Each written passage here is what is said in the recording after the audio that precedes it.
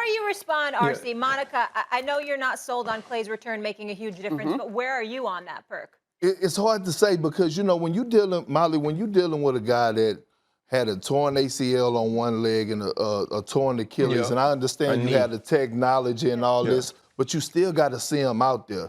And I know Kevin Durant came back off of one injury, the torn Achilles, but it took him a while. But KD is just a special breed. I understand Klay is a shooter, but he was supposed to be back on Christmas. He's not back yet, so it's going to take him time.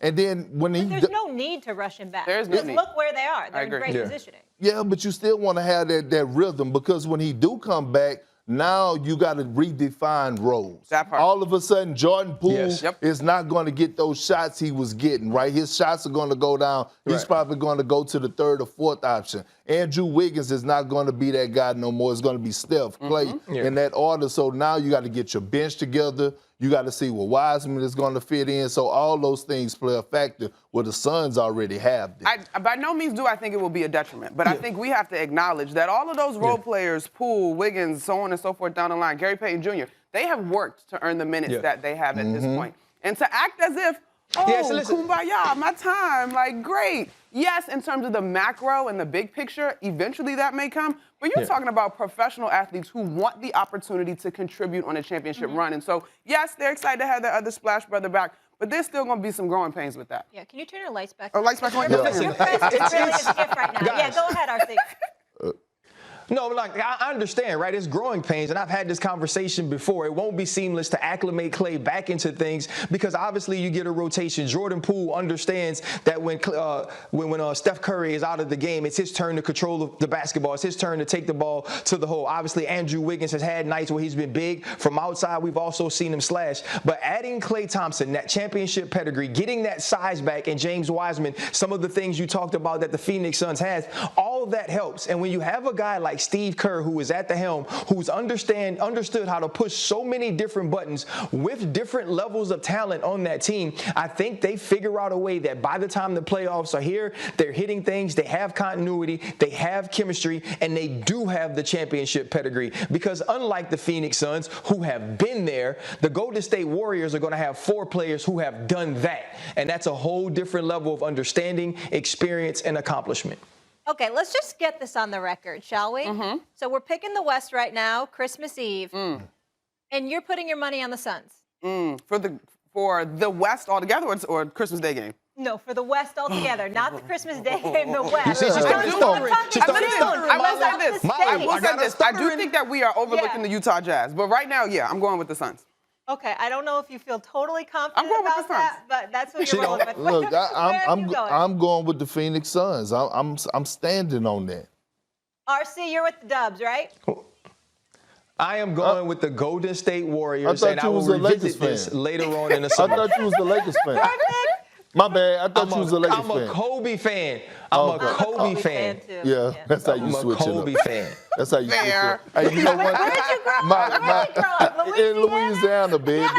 He in Louisiana, baby. There's room for You you know on what that I'm saying, bandwagon. baby? And you know the only thing, RC can't turn his lights off. Let's leave it there. I can't turn them on either. Nobody mentioned the Lakers when I asked that question. Is Steph the player that's going to have the biggest impact on this NBA season? I think so. And here's why I think so. Because look at the team. And Stephen A., I know you've already said Golden State is probably going to win the championship and for sure going to the thing. And I don't know if you said that prior to seeing them play or not. But I think looking at this team now, and I know a lot of people said, oh, the young guys, they aren't battle tested. I understand that. But they've been around long enough to understand how things work in the Golden State organization. And what Steph Curry is doing right now is unbelievable because all of the attention still goes towards Steph Curry and stopping him. Now, 2015, when he had Durant, when he had Klay playing where they were playing, yes, you understood why open shots were there. Now, it's not the same. You see all the attention. There's a double team there. 3, not a problem. He is playing basketball at a very high level with all the attention on him and to stop him. And they are whatever in 4 right now. 4 losses with that team right now. It says a lot. He definitely has the bigger impact. Interesting that you say that. I don't knock you for it, my brother. Good call. Put Vince Carter up on the screen, please, because I want to see him when I say what I'm about to say. Vince Carter, it makes a lot of sense because I believe the Golden State Warriors going to win the chip. All right, I watched them first week. I said, what the hell was I thinking? This kid, Jordan Poole, and the way he's playing Toscano-Anderson, Gary Payton II. I mean, the list just goes on and on and on. And I'm imagining Klay Thompson coming back along with Wiseman coming back. And I'm saying this brother's won the title with Even Andrew Jr. Wiggins. That's right. Oh, yeah, I don't know why I keep I shouldn't forget it. Like He's had a good balling. year. He's had a good year. He's balling. Once upon a time, I wouldn't have gave him away for a bag of cookies because I thought he was entirely too passive. That's not the case anymore. Andrew Wiggins has stepped up. I really respect what I'm seeing from that brother this year. He's doing a damn good job. Can't forget him, okay? But there's something that you didn't think about, and I'm here to remind you. Remind me. Who's the number one team in the East? That would happen to be the Brooklyn Nets at 17-8, right? That would happen to be the Brooklyn Nets, right? That's without Kyrie. What if he comes back?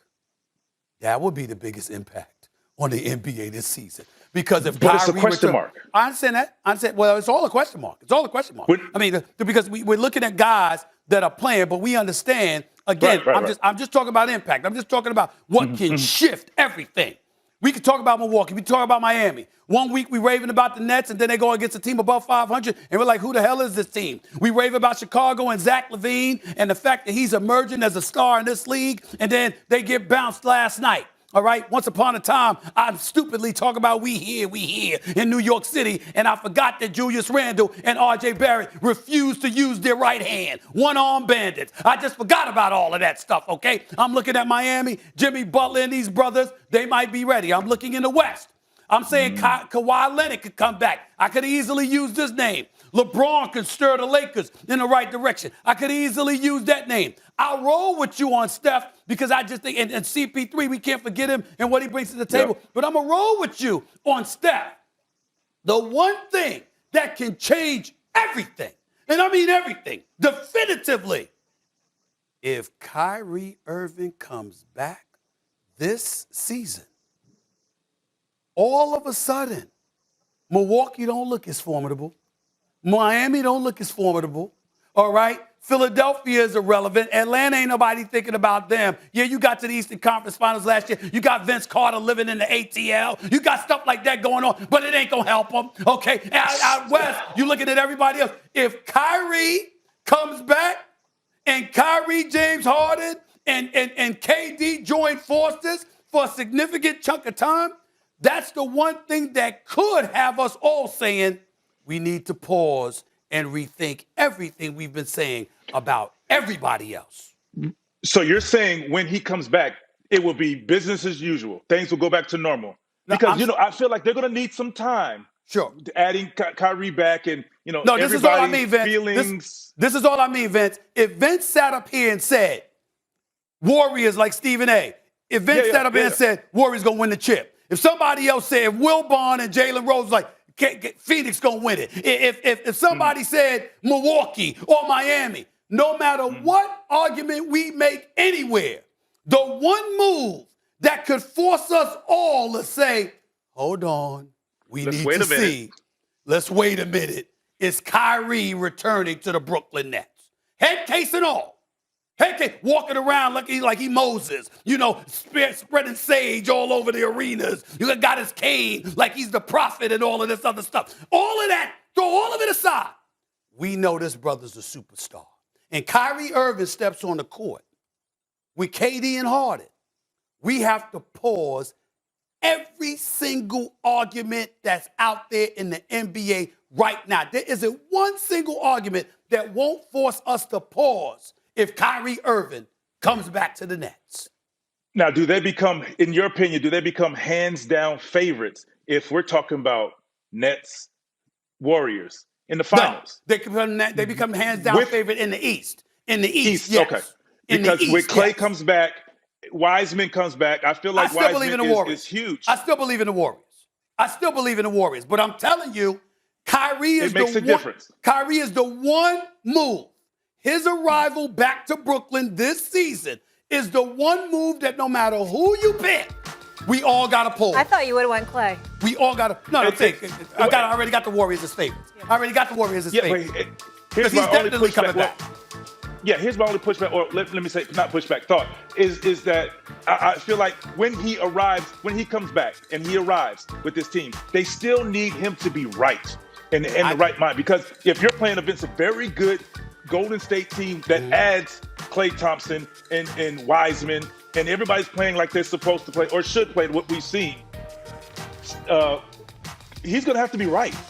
It's not just, come back and play because you're whatever. Final word here. I give you all of that, Vince. All I'm saying is it doesn't matter where you scour this country or the world.